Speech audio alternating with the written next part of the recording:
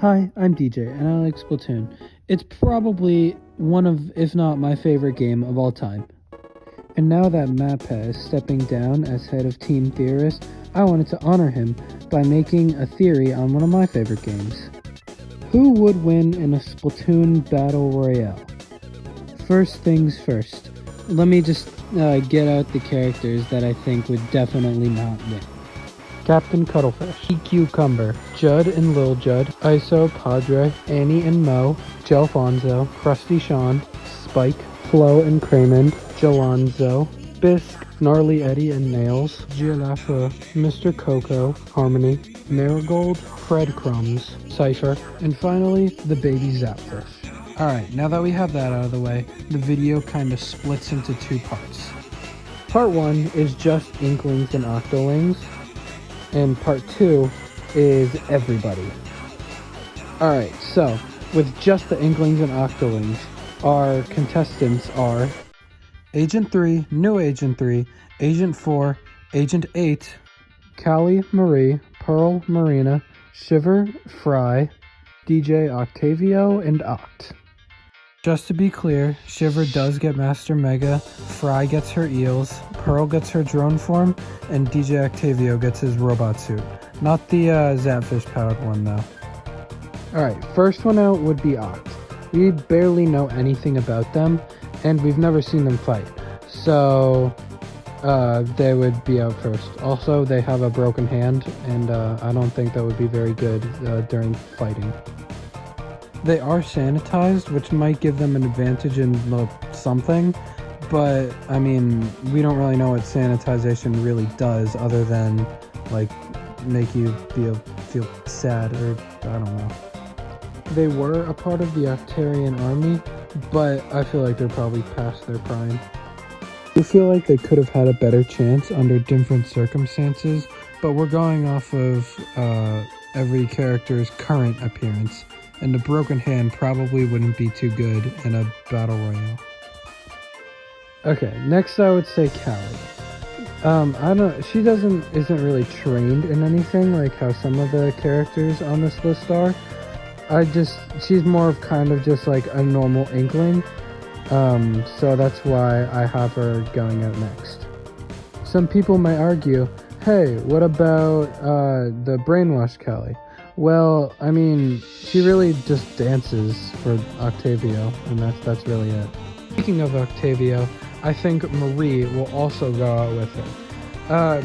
Basically for the same reasons. Not trained in anything, plus probably just a normal Inkling that only uses a weapon in like turf war. And also, both of them are Agents 1 and 2, but that's just really because Cuttlefish is their grandfather.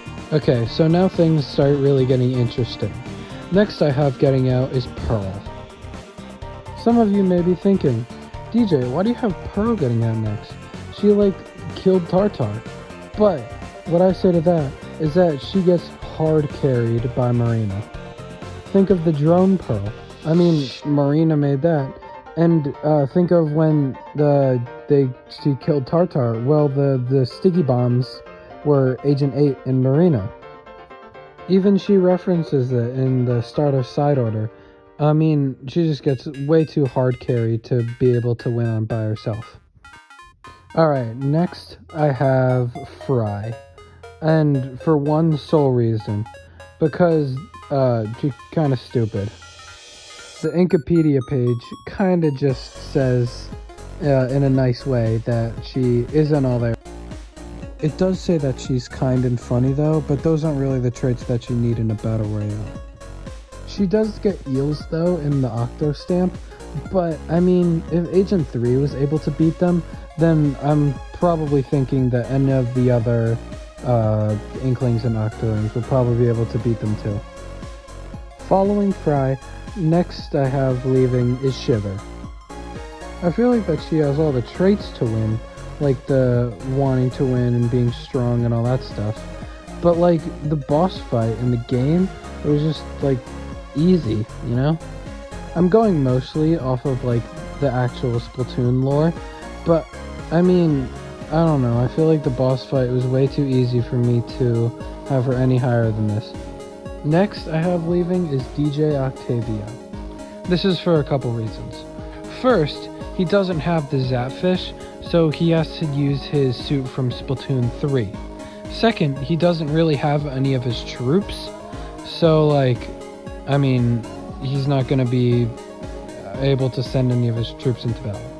And last, he's more of like a strategist, you know? He isn't really a frontlines kind of enemy. Like in Splatoon 2 and Splatoon 3, he's the final boss. He's like the last, he's the last kind of person standing between you and the Zapfish. Next I have leaving is Agent 4. Although they're my favorite, we just know so little about them. Plus, they didn't really accomplish anything huge. They only really did what Agent 3 already did. And, that's why I have them going home now. Alright, next I have leaving is New Agent 3. Although they, did beat Mr. Grizz and save the world, I just don't think they're as strong as the other people left in this challenge. Alright, so now we have the final three. Agent 3, Agent 8, and Marina. Marina was in the Octoling army, and basically they were trained since she was a little kid. She skipped multiple grades and became a weapons engineer, and she fought in the army. But I do think she would not win this. So that leaves us with Agent 8 versus Agent 3. And doesn't this seem familiar? Agent 8 versus Agent 3. It's just inner Agent 3 fight.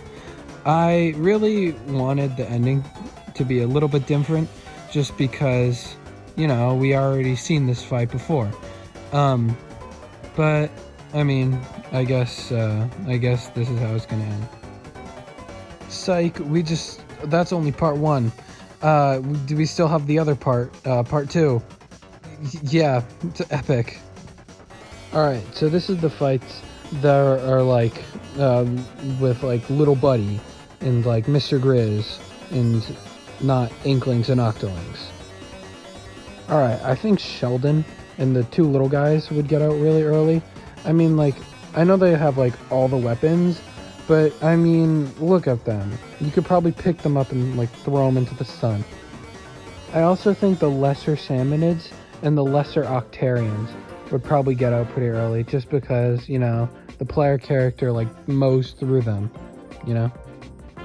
Next, I feel like the boss Salmonids and the boss Octarians would go, just because, although they are more challenging, they don't really pose a huge threat to some of the later ones on this list.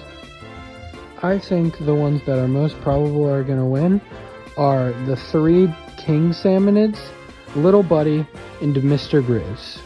So out of the 3 King Salmonids, I feel like we could probably eliminate Kohozuna and maybe Megalodontia or Joe, because Joe has to stay in the water and can't really fly like Ouroboros can, and Kohozuna is just the basic one, the weakest one. You may be thinking, why isn't Tartar on there? He has a giant robot, but the robot can't move, and all the other people can move. So that leaves us with our final 3 of this part of the video. Small Fry, Mr. Grizz, and Ouroboros. I think the next one that will get out is Ouroboros, because if a bunch of silly little Inklings and Octolings could beat it, then I feel like a giant bear probably could. Wow, I can't believe we got another fight that was already shown in-game. Well, I guess the game already thought about who's the strongest and put them against each other.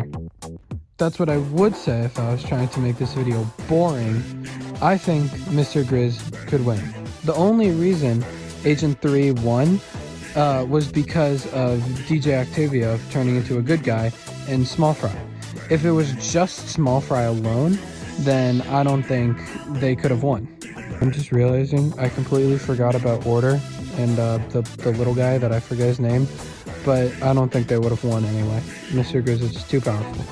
So that's your answer.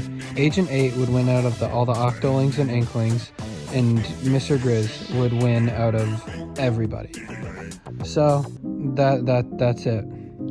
But that's just a theory, a game theory. Thanks for watching, and bye.